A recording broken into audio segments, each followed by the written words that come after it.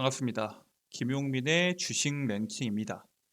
오늘 김용민의 주식 랭킹에서는 AI 빌 게이츠 긴급 발표 직전에 외국인들이 쓸어담은 이 주식이 앞으로 500% 무섭게 성장할 겁니다. 라는 내용으로 영상을 준비해 왔습니다. 오늘 영상에서도 최신 이슈 그리고 거기에 따른 수혜주 자세하게 여러분들께 도움이 될 수 있는 영상으로 알찬 영상 준비해 왔습니다. 영상 시청하시기 전에 영상 하단부에 있는 좋아요 버튼, 따봉 버튼 한 번씩 부탁드리고요. 아직 구독 버튼 누르지 않으셨다면 구독 버튼도 한 번씩 눌러주시면 감사드리겠습니다. 저희 주식 랭킹 채널에서는 단순히 영상을 통해서 여러분들께 투자 가이드를 드릴 뿐만 아니라 2023년도 개인 투자자라면 반드시 알아야 하는 로봇 산업에 대한 총정리 리포트를 100% 무료로 제공해드리고 있습니다. 삼성, LG, 두산뿐만 아니라 국내 내노라는 대기업들이 미래 먹거리 산업으로 선정한 이 로봇 섹터 이슈는 올해 상반기뿐만 아니라 하반기까지도 그 이슈가 지속적으로 나올 것으로 예상이 되고요. 그 이슈에 따라서 로봇 산업이 어떤 식으로 움직일지 그리고 그 속에서 여러분들이 주목해야 되는 로봇 관련주는 뭐가 있는지 모두 다 정리되어 있는 로봇 섹터 총정리 리포트다라고 생각하시면 될 것 같고요. 해당 리포트를 다운로드 받는 방법에 대해서는 제가 오늘 영상을 통해서 자세하게 설명드릴 예정이니까 지금부터 집중하셔서 시청하시면은 그 방법 알 수 있다라고 말씀을 드리겠습니다. 자, 그러면은 바로 본격적으로 오늘의 내용인 AI 빌 게이츠 긴급 발표 직전에 외국인들이 쓸어담은 이 주식이 뭔지 500% 물을 수 있는 그러한 재료는 뭐가 있는지에 대해서 설명을 드리도록 하겠습니다. 일단은 마이크로소프트가 16일 자체 행사에서 GPT-4를 공개할 것으로 전망이라는 내용이 나왔습니다. GPT-4 16일에 나온다. 멀티모달 기능을 갖춘 신모델이다라는 내용이죠. 지난 10일 독일 마이크로소프트 CTO는 우리는 다음 주에 GPT-4를 소개할 것이라고 언급을 하면서 비디오 생성과 같이 새로운 기능을 갖춘 멀티모달 모델이다라고 언급을 하게 됩니다. 자, 근데 문제는 이 독일 마이크로소프트 CTO가 말을 한 거고 실질적인 마이크로소프트 공식 블로그에는 아직 올라오지 않은 내용이면서 지금 GPT-4에 대한 기대감이 분명히 있겠죠. GPT-3가 열풍을 일으켰으니까요. GPT-4의 매개 변수가 과연 몇이나 될 거냐, 그리고 세부 사항은 과연 어떨까라는 여러 가지에 대한 추측들이 나오고 있습니다. 근데 여러분들 아시다시피 GPT-4가 GPT-3에 비해서 매개 변수가 압도적으로 많을 거다. 뭐 1조개가 될 거다. 100조개가 될 거다. 이런 얘기들이 많았었죠. 샘 알트만 오픈 AI CEO는 GPT-4의 매개 변수가 기존 1750억 개를 넘어 100조개까지 늘어날 것이라는 예측에 헛소리다. 그거는 절대 아니다라는 발언을 하면서 이 부분에 대해서 일축을 합니다. 자, 근데 오픈 AI에서 만든 이 GPT-4가 GPT-3보다 개발이 더 발전이 되고 더 다양한 기능들이 추가가 될 건데 오픈 AI에서 만든 이 GPT-3보다 1750개를 넘어서 뭐 100조개까지 가지 않는다고 하더라도 충분히 이슈가 될 수 있는 중간 단계를 보여준다고 하더라도 파급력이 충분히 있을 수 있고요. 지금 MS에서 만든 이 빙이 엄청난 성과를 보여주고 있습니다. 실질적으로 지난달 7일 마이크로소프트가 AI 챗봇을 장착한 새로운 검색 엔진 빙의 하루 순 이용자가 무려 1억 명을 돌파를 했습니다. 중요한 거는 이 1억 명 중에서 절반인 3,333만 명이 처음 이용하는 사람이라는 게 상당히 중요합니다. 그러니까 신규 유입이 엄청나게 들어왔다는 게 중요하고요. 이렇게 엄청난 성과를 보여주고 있는 마이크로소프트의 빙이 놀라울 정도로 눈에 띄는 성장을 한 것은 맞습니다. 하지만 여전히 빙의 검색 엔진 시장의 점유율은 한 자릿수밖에 되지 않아요. 구글과는 차이가 압도적입니다. 세계 시장 점유율 2위를 차지하는 검색 엔진 빙 같은 경우에는 지난해 3%의 점유율을 확보를 했습니다. 구글은 92.9%로 시장 점유율을 압도적으로 꽉 잡고 있죠. 물론 이번 신규 유입을 통해서 점유율이 조금은 늘어날 수 있지만 구글을 따라잡기에는 사실 아직 많이 부족하긴 사실이고요. 이번에 GPT-4를 통해서 새로운 도약을 준비하고 있다라고 보시면 될 것 같습니다. 당연히 구글도 가만히 있진 않겠죠. 이렇게 이미 우리가 알게 모르게 세계에서는 AI 전쟁이 시작돼서 본격적인 경쟁이 시작을 하고 있습니다. 카카오 같은 경우에는 이 부분에 대해서 너무 잘 알고 있고요. 세계는 소리 없는 AI 전쟁 중이고 우리나라가 그 AI 전쟁에 뛰어들어서 어느 정도 이상의 성과를 내기 위해서는 정부의 지원이 필요하다라는 발언을 합니다. 지난 8일에 카카오 엔터프라이즈 대표는 과학기술정보통신부가 연 인공지능 최고위 전략대화에 참석을 해서 초거대 AI에 대한 동향과 국내 경쟁력 강화 방안을 제언을 하게 됩니다. 우리나라의 경우 글로벌 빅테크 기업 이 GPT의 파라미터에 대한 규모로 경쟁이 가능할까요? 실질적으로 거의 불가능에 가깝습니다. 그렇기 때문에 이 산업별 버티컬 AI 서비스로 승부를 봐야 된다라고 제언을 하거든요. 이 버티컬을 쉽게 말하면 업종별 특화라고 생각하면 될 것 같습니다. 물론은 챗 GPT처럼 전 분야에서 우리가 파라미터 규모가 밀리는 만큼 전체적인 분야에서는 밀릴 수가 있겠지만 업종별로 들어가서 그 부분에 특화된 AI를 개발한다고 하면은 충분히 뒤지지 않고 그 분야에서 어느 정도 이상의 지분율을 장악할 수 있을 것이다 라는 전망이 나오고 있고요. 그렇기 때문에 이 AI 개발 속도를 만약에 늦추거나 투자가 효율적이지 못해 실기한다면은 엄청난 자본력과 빠른 속도로 성장 중인 이 글로벌 기업한테 시장을 잠식당할 수도 있다. 즉 시장한테 잠식당하지 않기 위해서는 정부가 도와줘야 된다라는 말을 하고 있는 거고요. 처음에는 외국이 우리나라에서 상당히 많은 도움을 줄 거다라는 이야기가 나오고 있지만 결국에는 가격을 올리고 이익을 챙겨갈 것이다라는 경고를 카카오 엔터프라이즈 대표가 하게 됩니다. 자, 이렇게까지 말을 하면은 정부에서도 당연히 반응이 있었겠죠. 정부는 초거대 AI 산업 정책을 3월에 발표하겠다라고 말을 합니다. 초거대 AI 경쟁에서 뒤처지지 않기 위해서는 양질의 데이터 확보 당연히 필요하겠죠. AI 반도체 등 대규모 인프라 확보 당연히 필요합니다. 벤처기업의 AI 인프라 접근성 확보도 필요하고요. AI 생태계 활성을 위한 숙련된 엔지니어 육성이 핵심 과제가 될 것이다라고 강조를 하게 되는데 여기 위에 있는 내용들은 카카오 엔터프라이즈 대표를 포함해서 이 인공지능 최고위 전략대화에 참석했던 AI 대표자들이 말을 했던 거고요. 과기정통부 장관은 초거대 AI는 정부가 그동안 추진해왔던 데이터 구축 개방, AI 연구 개발 등 이 부분과 밀접하게 연관된 분야이기 때문에 우리나라의 경쟁력을 높일 수 있는 기반이 될 수 있다라고 발언을 하게 됩니다. 무슨 뜻이에요? AI는 지금까지 정부가 밀어왔던 정책에 부합하면서 이를 통해서 우리나라를 좀 더 개발시킨다고 하면은 우리나라의 경쟁력이 특히 수출로 먹고 나는 나라인 우리나라의 경쟁력이 보다 높아질 수 있기 때문에 3월 중으로 늦지 않게 AI 산업 정책 방향을 발표하겠다라고 언급을 하게 됩니다. 이 과기정통부의 AI 정책 담당자들이 당연히 있겠죠. 그 사람들은 국민이 체감할 수 있는 정책을 준비하겠다라고 말을 하면서 각오를 다지게 됩니다. 일단 대표적으로 AI 정복해야죠. 정책 만들죠.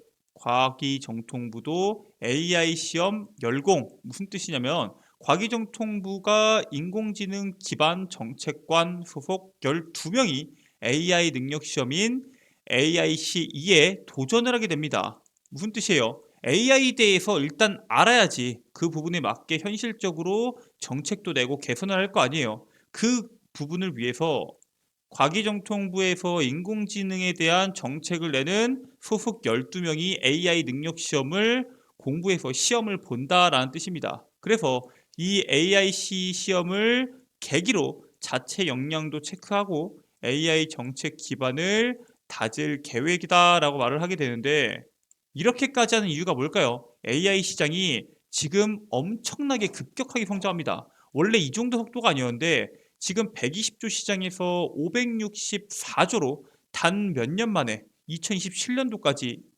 5배 가까이 성장하는 산업이 될 겁니다. 그렇기 때문에 당연히 정부에서도 집중적인 투자가 진행될 수밖에 없고요.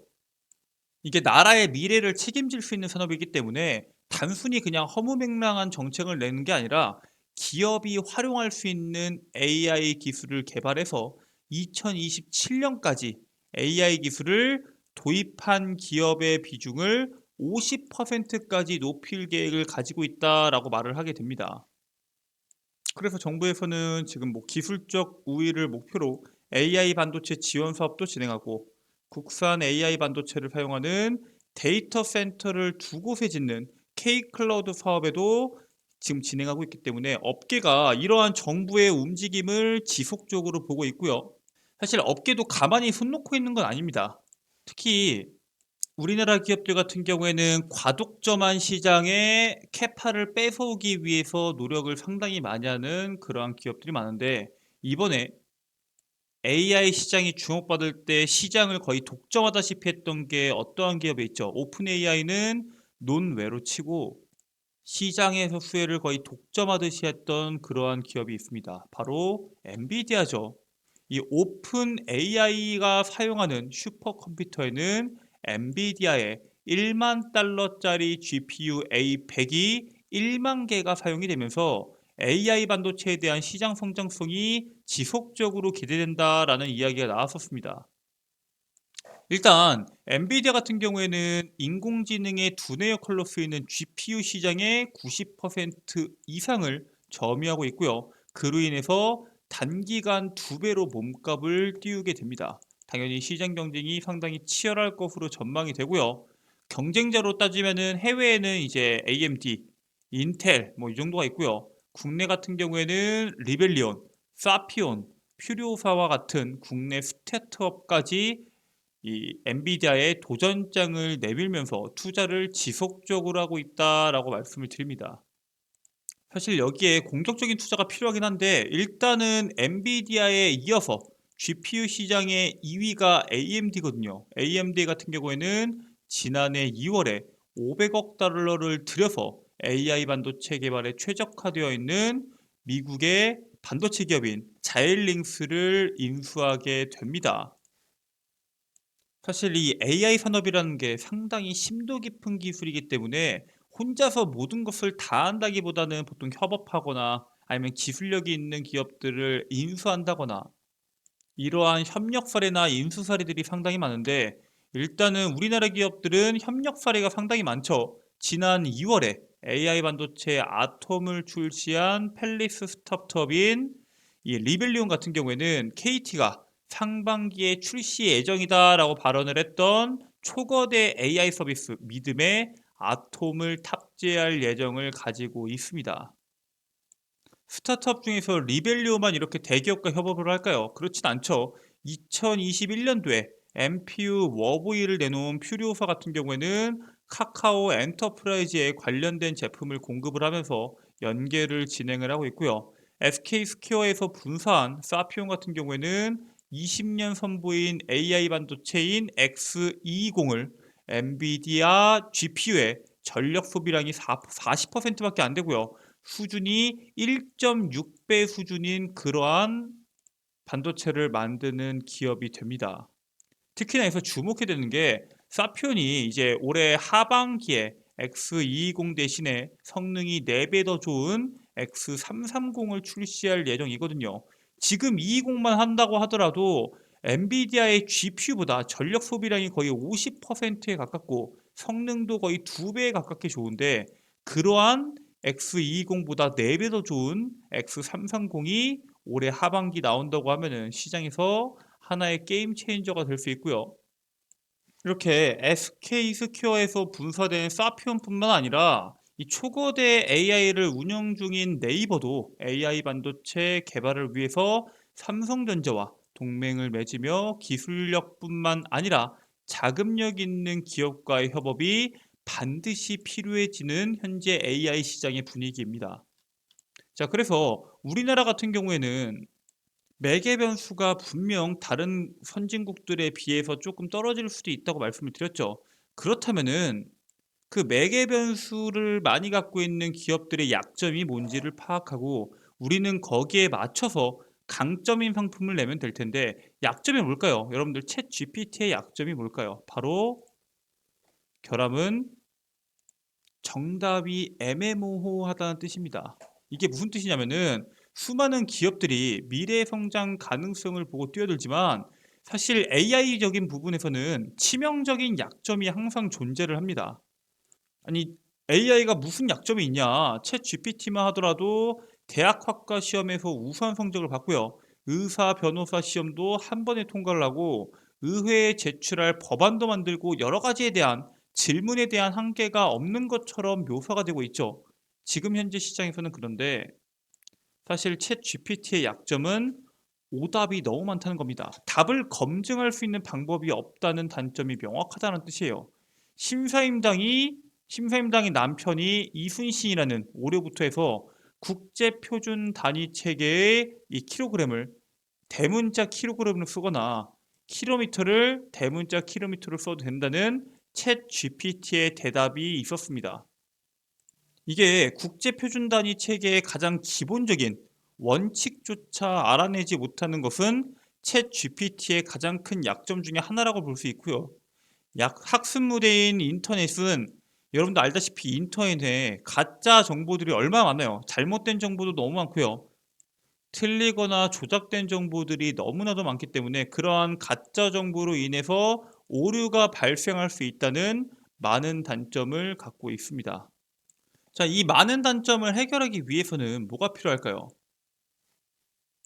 바로 버티컬 전략이죠. 지난달 초거대 AI 하이퍼 클로바 X와 한국어 기반 모델인 서치 GPT를 AI 전략으로 발표한 네이버도 AI처럼 버티컬 전략으로 대응을 한다라는 내용입니다. 무슨 뜻이냐면은 챗 GPT와는 다르게 5개의 분야에 집중하는 버티컬 전략입니다. 업종별 대응으로 자본력을 갖춘 대기업들이 자신의 주력 산업과 연계되어 있는 산업에만 집중적으로 투자할 수 있다라고 말씀을 드리는 거겠죠. 왜냐면은 결국에 얘네들도 돈을 벌어야 되는데 이 가입자 수가 1억 명을 돌파한 챗GPT 같은 경우에는 쿼리당 5센트가 들어서 1회씩만 검색을 한다고 하더라도 하루에 날아가는 돈이 무려 65억 원 정도가 발생을 하게 됩니다.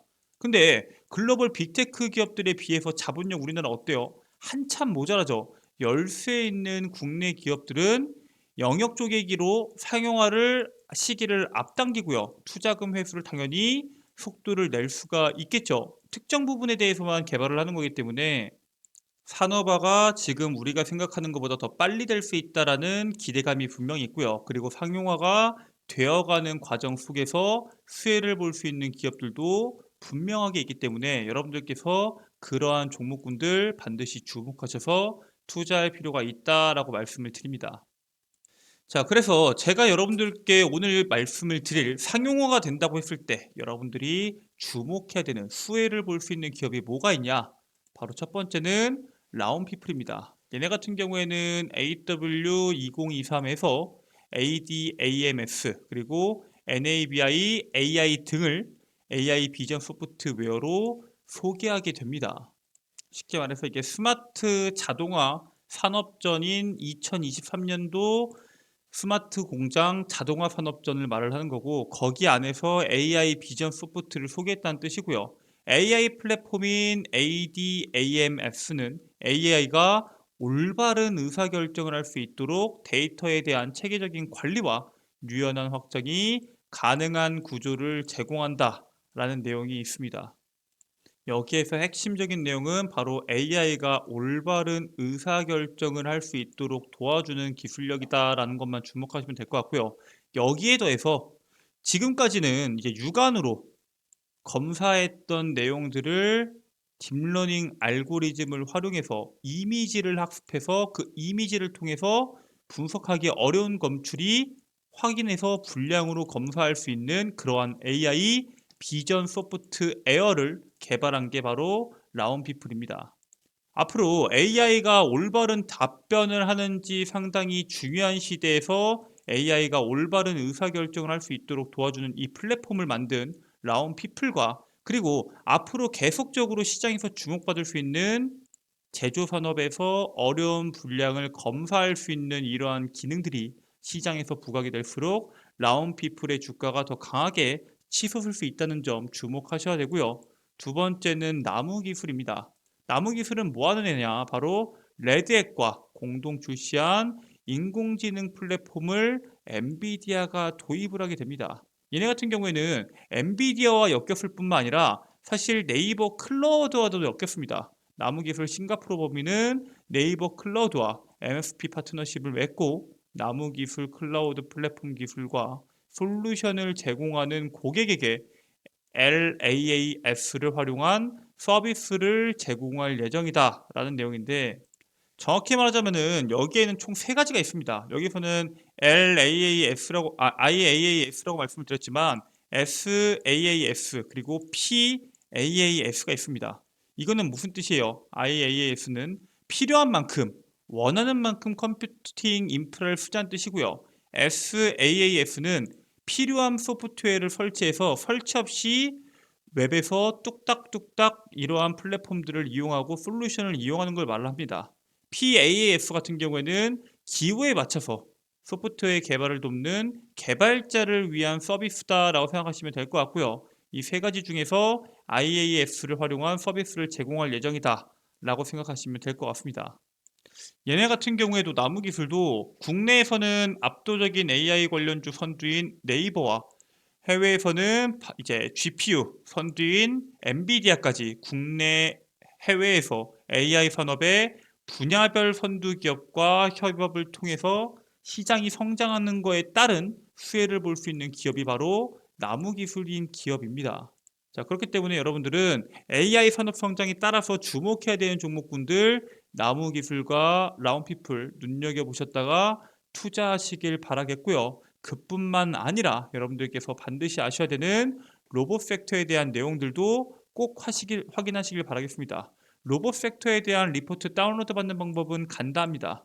여러분들 핸드폰에 보시면은 구글 플레이 스토어가 있을 겁니다. 이 구글 플레이 스토어에 김용민의 급등 시그널을 검색하게 되면은 이런 식으로 김용민의 급등 시그널이 나옵니다. 밑에 유사한 어플리케이션 있는데 잘못 들어가지 마시고요. 반드시 김용민의가 맞는지 확인하시길 바라겠습니다. 클릭하시게 되시면은 김용민의 급등 시그널 설치 파일 있고요. 설치하기는 당연히 100% 무료입니다.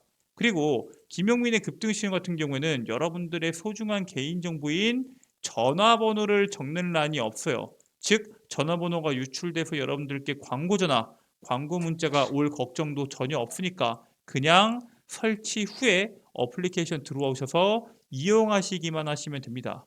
어플리케이션을 설치하게 되면은 이런 식으로 나오게 될 텐데, 가장 왼쪽 상단에 있는 급등 추천주 클릭하시고요.